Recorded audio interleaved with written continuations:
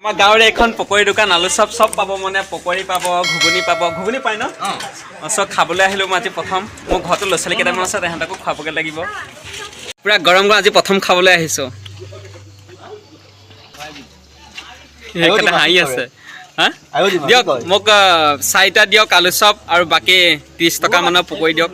আমাৰ চাৰিআলি আৰু হয় ঘৰৰ ওচৰতেই পূৰা সকলোখিনি আছে ইয়াত হাৰ্ডৱেৰ দোকান আছে গহনা বনোৱা দোকান আছে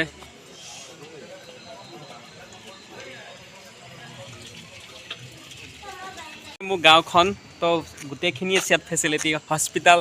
ফাৰ্মাচীৰ পৰা আদি কৰি চব্জি পাচলি চুলি কটা দোকান সকলোখিনি আছে ইয়াতে এইখন গৰম ঘুগুনি খাই আছে পিঁয়াজি 2টা আলু 2টা হ'ব